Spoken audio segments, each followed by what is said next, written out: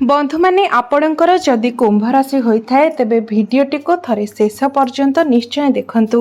कुंभ राशि व्यक्ति विशेष मानकर जीवन एही विश्वकर्मा पूजा अर्थात कन्या संक्रांति ठारू संपूर्ण रूप से बदलिबाकु जाउछि।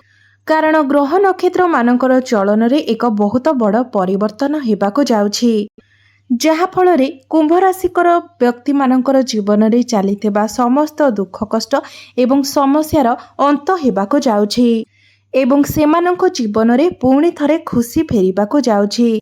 बुध शुक्र एवं सूर्यंकर राशि परिवर्तन हेबाकु जाउछि, जहार प्रभाव रे आपणको जीवन रे मध्य एक बड़ परिवर्तन हेबाकु जाउछि। आपणको जीवन रे चलीथिबा समस्त दुख कष्टर अंत हेबाकु जाउछि। पुनर्बार आपणको जीवन रे खुशी फेरिबाकु जाउछि। तेबे आसंतु जानिबा एही विश्वकर्मा पूजा ठारू आपणको जीवन रे कोन सब बड़ परिवर्तन हेबाकु जाउछि। तेबे भिडियोटी रे आगको बढ़िबा पूर्वरु जदि आपणकर मध्य कुंभ राशि होइथाय तेबे भिडियोटी को लाइक करे चैनल टी को सब्सक्राइब करिदेबे एवं कमेंट बॉक्स रे भक्ति एवं श्रद्धार सहित जय श्री जगन्नाथ निश्चय लिखिबे।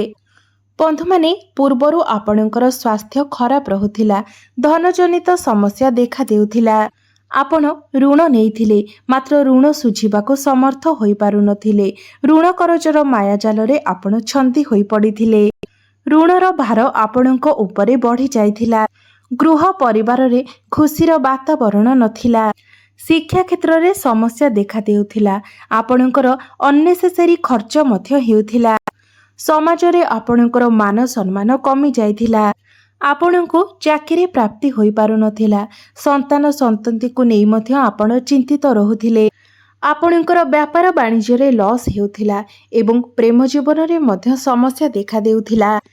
तेबे एही बळी जहाबे किछि समस्या आपणको जीवन रे देखा देउथिला ताहार एबे शेष हेबाकु जाउछि। आपणको जीवन रे पुणी थरे खुशी फेरिबाकु जाउछि। आपणको जीवन रे नूतन सूर्योदय हेबाकु जाउछि।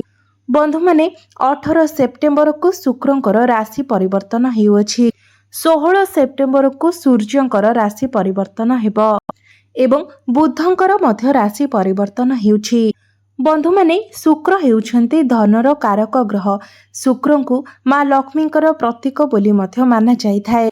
तो शुक्र आपणकर अष्टम भावरे थिले एवं बहुत खराब स्थिति रे थिले, कारण अष्टम गृहटी को कुंडली रे भल बोली माना जाई नथाए। एहा आपणको धन रे क्षतिर भाव होइथाए, आकस्मिक दुर्घटनार भाव होइथाए। तो शुक्र आपणकर जेहेतु अष्टम भावरे थिले सेथिपाई आपणको निकटको धन आसु नथिला, धनर व्यय घटुथिला। मात्र शुक्र वर्तमान आपणकर नवम भावको चलन करिवे, अर्थात आपणकर भाग्य भावको चलन करिवे एवं नवम भावटी मध्य शुक्रंकर निजर गृह अटे। तो शुक्रंकर स्थिति एठारे बहुत भल रहिबो एवं शुक्र आपणकर भाग्य रे मध्य वृद्धि करिवे।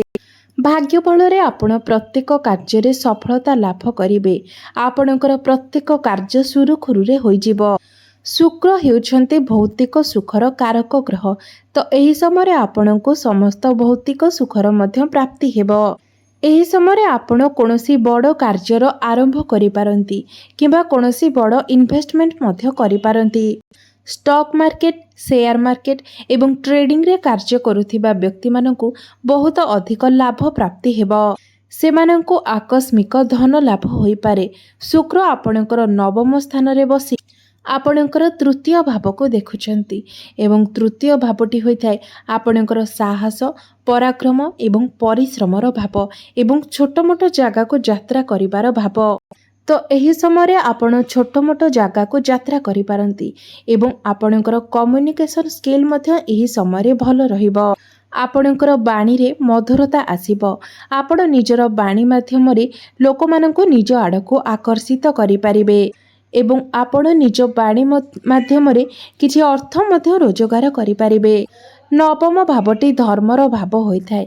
तो एही समय आपणकर मन धर्म आडको अग्रसर हेबो। तो एही समय आपण कोनोसी धार्मिक स्थान को यात्रा करि पारंती एवं धार्मिक कार्य रे आपणकर मन बळी पारे। आपणकर संतानंकर स्वास्थ्य रे उन्नति आसीबो। पितांक सहित एही समय आपणकर संपर्क बहुत भल रहिबो। ଏହି ସମୟରେ ଆପଣଙ୍କୁ ପ୍ରେମ କ୍ଷେତ୍ରରେ ବହୁତ ସଫଳତା ମିଳିବ। ଆପଣଙ୍କର ପ୍ରେମ ଜୀବନରେ ପୂର୍ବରୁ ଯଦି କିଛି ସମସ୍ୟା ଚାଲୁଥିଲା ତେବେ ସେଥିରେ ସୁଧାର ଆସିବ। ଆପଣ ଦୁଇ ଜଣଙ୍କ ମଧ୍ୟରେ ଭଲ ପାଇବା ବଢ଼ିବ। ଆପଣଙ୍କର ସମ୍ପର୍କ ସୁମଧୁର ହେବ। ଆପଣଙ୍କ ମଧ୍ୟରେ ଅଣ୍ଡରଷ୍ଟାଣ୍ଡିଂ ମଧ୍ୟ ଭଲ ରହିବ। ଆପଣ ଦୁଇ ଜଣ ମିଶି କୌଣସି ବଡ଼ ଡିସିସନ୍ ନେଇପାରନ୍ତି। ଏହି ସମୟରେ ଆପଣ ନିଜର ପାର୍ଟନରଙ୍କ ଉପରେ ଡାଉଟ୍ କରନ୍ତୁ ନାହିଁ କିମ୍ବା ଅଧିକ କ୍ରୋଧ ମଧ୍ୟ କରନ୍ତୁ ନାହିଁ।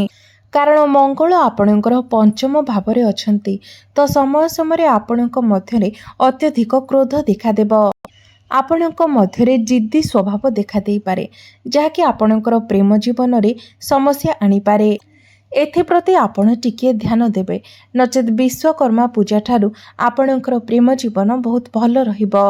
ଏମିତିକି ପୂର୍ବରୁ ଯଦି ଆପଣଙ୍କର ପ୍ରେମ ଜୀବନରେ କିଛି ସମସ୍ୟା ଥିଲା ତେବେ ତାହା ମଧ୍ୟ ସମାଧାନ ହୋଇଯିବ। ଶୁକ୍ର ଆପଣଙ୍କର ବଳବାନ ସ୍ଥିତିରେ ଥିବା ହେତୁ ଏହି ସମୟରେ ଆପଣଙ୍କର ଭ୍ରମଣ ଯୋଗ ମଧ୍ୟ ବନିବ। ଆପଣଙ୍କ ମଧ୍ୟରେ ସାହସ ଏବଂ ପରାକ୍ରମ ବୃଦ୍ଧି ପାଇବ।